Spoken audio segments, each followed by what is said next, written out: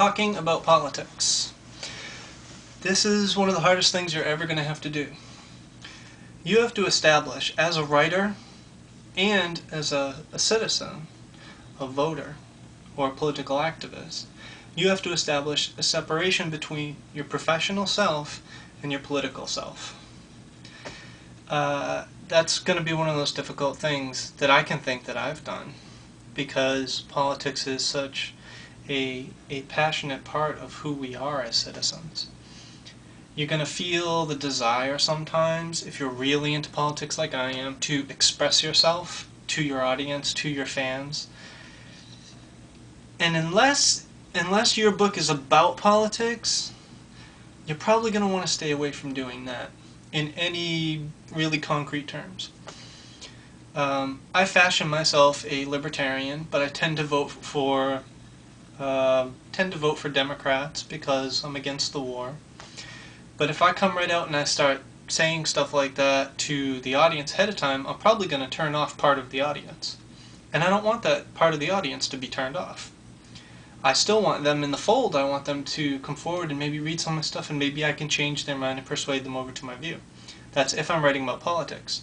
Now, I've only written about it in one book so far, in Anarchy Bell, and it's mostly in the form of poetry.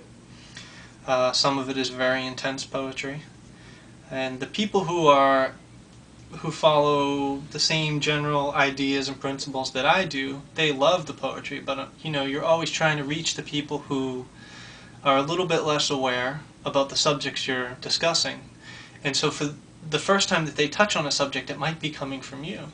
So you want to make sure of a few things. You want to make sure that you're not trying to hit them over the head with it. You're not trying to be patronizing. You are trying to educate, so get your facts straight. If you're going to talk about something, don't use huge, vast generalizations. There are tons of good conservative people. There are tons of good Republicans. You don't take the few crooked ones that might be in the White House right now and then cast it on everybody, because that's just not the way it works.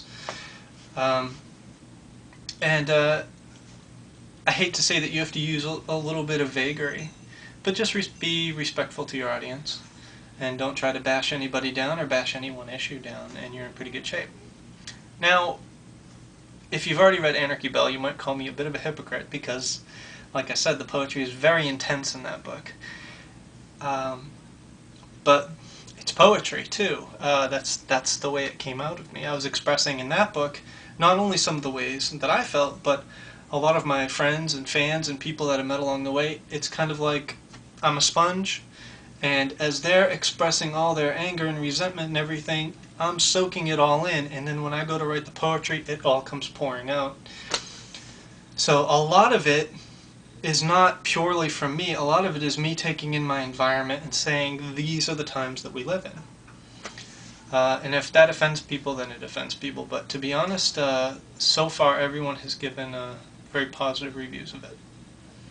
So my advice on writing about politics is, you want to try to be general, know who your people are, but try not to deliberately offend everybody else, because then if you do, you're just cutting them out. You're cutting out half your potential fan base, and you're never going to bring them into the fold, and you're never going to win them over to your side.